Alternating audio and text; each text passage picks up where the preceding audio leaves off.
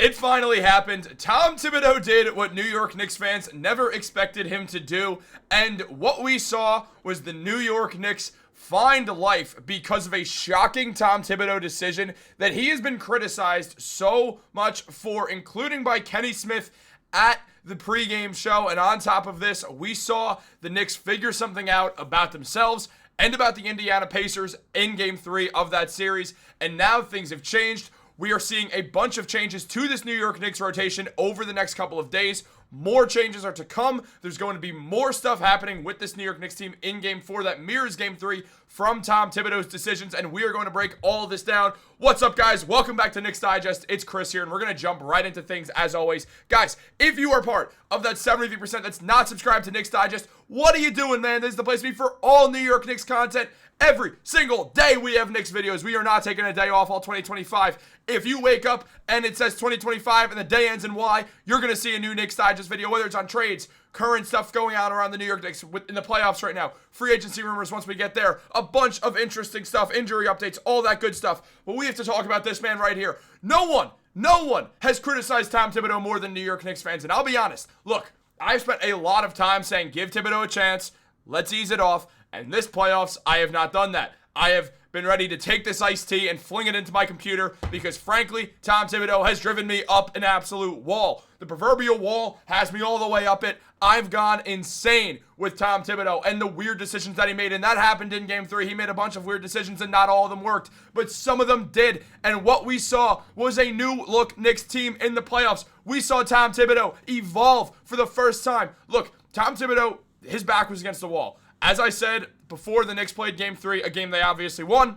I said the Knicks, they were on the ropes. They were covered up. They're getting hit by the Pacers. You have to do something. At some point, you got to nut up and swing back, because if you don't, you're just going to keep getting hit, and you're going to go out anyway. So you might as well just duck, counter, do something, change something, do something that the Indiana Pacers are not expecting. What were the Indiana Pacers not expecting? Boom! DeLon Wright. Who saw that one coming? Not me.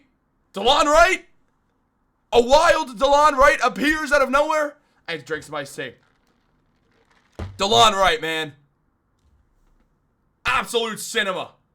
Cinema from DeLon Wright. The defense was there. The man showed up. He hasn't played since Jalen Brunson, Cameron Payne, Deuce McBride, all out with injuries. What happens? DeLon Wright showed up then. Showed that he had something in the tank for the New York Knicks. Fighting for his NBA career. He showed up, showed out, was an excellent defender. He knows how to play in the playoffs. He's been here before. You know how they say act like you've been here before? DeLon Wright acted like he had been there before. DeLon Wright is an NBA veteran of 10 years, and that man showed why he's been in the NBA for a decade, why he's going to get that pension. Also, shout out Tony Snell, give him that pension. But in DeLon Wright's case, he's going to be getting it. He's got health care for life because he's been in the NBA for 10 years, and that's what it takes. Again, Tony Snell should get that as well. But it should also be 7 years. But we're not here to talk about that today.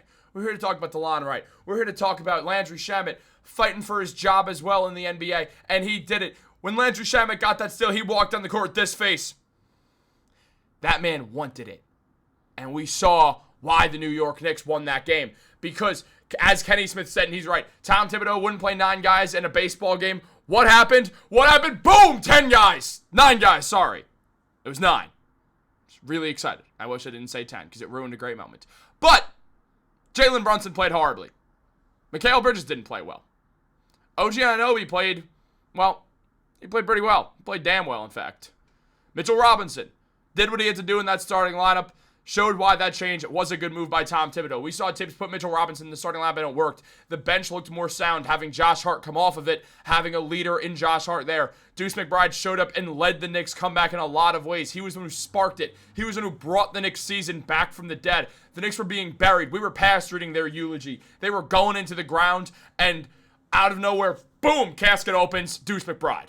Outside of that, we saw Landry Shamet play 11 excellent minutes of basketball where he had a plus 12. Because Landry Shamet is just that dude. There's no way around it. In his first 9 garbage time minutes since the first round, the Knicks beat backs against the walls in Game 3 in the Eastern Conference Finals comeback, plus 12 in 11 minutes off the bench. That's his best, or that's the best on the Knicks team, plus 12, 1 for 2 from 3, 2 assists, a key defensive stop as well. What we saw was Landry Shamet show up and show out for this New York Knicks team once again. I've been saying for so long, play Landry Shamet over Cameron Payne. He's better.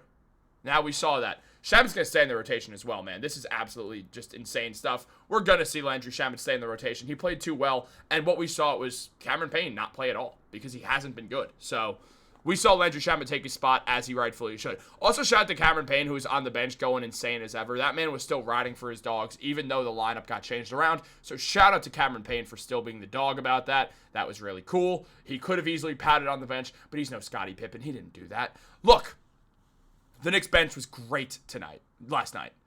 It was excellent. Josh Hart had 10 rebounds because he's Josh Hart. The starting lineup, not great. But it doesn't matter because they had the big meow in Karl-Anthony Towns. Towns was awesome. He sucked in the first half, but there was something that we learned about Karl-Anthony Towns very quickly here. Towns was timid in the first half, objectively. He also picked up 3 fouls pretty quickly, as Karl-Anthony Towns tends to do. But he realized something at one point. In that first half, we saw him score 4 points. Both of those were baskets on Miles Turner, where Towns took Turner to the hole and said, "You're not blocking me. You're not that good." Towns just showed that. He just showed that Miles Turner cannot guard him. And we shouldn't be surprised by that. Karl-Anthony Towns should have known that. But whatever. He learned it now. And that's something. That counts for something. Because the next half, in the fourth quarter, where Towns scored 20 points, leading the Knicks on a comeback, what we saw was Karl-Anthony Towns learn, oh, okay, Miles Turner can't guard me. I'm going to cook him. And that's what he did. We now have that in the playbook. And on top of that, no one can guard Towns on that Pacers team if Miles Turner can't, because Turner's the only guy even big enough, and Turner is not strong enough to guard him. Towns is bodying him up. Siakam can't guard him. We now know what to do. The Pacers are trying to not let Jalen Brunson beat him. Fine. Have Karl-Anthony Towns do it. If Towns plays like that, if he plays with that aggression, the Knicks will win this series. Without a doubt. Without a doubt. They absolutely will. We saw that 100%. It makes me miss, where is he? Makes me miss this guy a little bit less. Because as much as I love Dante DiVincenzo and Julius Randle, they're no Karl-Anthony Towns when Karl-Anthony Towns gets going. That man saved the Knicks season in a lot of ways. And Karl-Anthony Towns, who's known as a not good playoff performer and has kind of epitomized that in this playoff run, he showed up and showed out against the Pacers. And that was a great sign. Now look, the Pacers, they did not shoot the ball well because the Knicks defended them perfectly. They went 5 for 25 from 3. That's 20%. The Knicks can force that because what they did was they forced the Pacers to play an ugly style of basketball.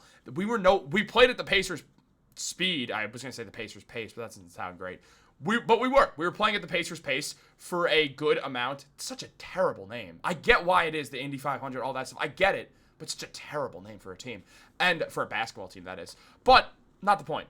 The point is we played their pace, and we're losing. We then made them play that ugly, grinded-out style, and the Pacers looked lost. When the game became a half-court game, Knicks took off.